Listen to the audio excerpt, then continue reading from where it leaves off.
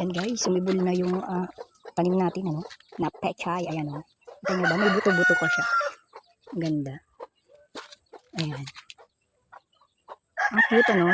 Dikit-dikit. O, diba? Ang daming pechay niyan kapag yan ay napasibol. Ayan. Nakadikit pa yung buto niya, guys, oh. O, diba? Ang dami. Ayan.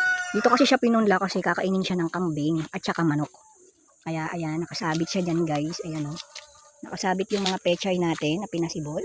Kasi tutukain niya ng manok. Mari meron pa dito. Ayan, ang dami. Diba? Ang dami. Oh.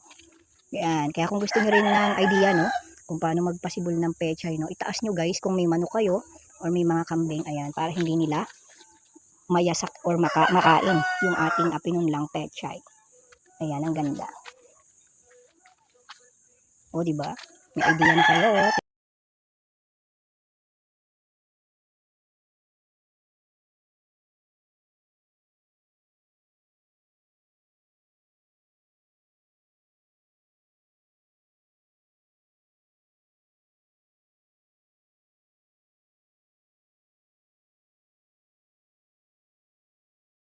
Ayan, ito na guys yung pechay natin. Ayan, nilipat ko na siya dito sa baba kasi masyado nang masikip dun sa 1.5 na pinaglagyan. Ayan, lumaki na rin siya ng konti.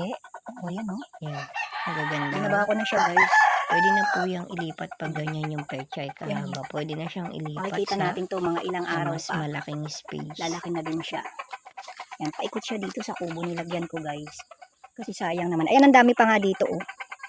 Ang dami pa naming mahaba. Ayan, ito yung kinuhanan ko.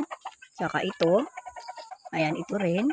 Ayan, guys, ang dami pa niyang mahaba yan hanggang dun. Ayan, pati ito. Oh. Ayan, pag ito naglakihan, meron na tayong pang-ulam. Hindi na natin kailangan bumili pa ng pechay sa may palengke. O, diba?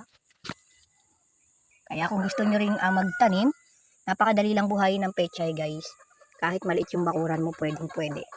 Ito, oh. Dito lang to sa labas ng kubo namin. Magkakaroon na kami ng pechay pagka isang buwan.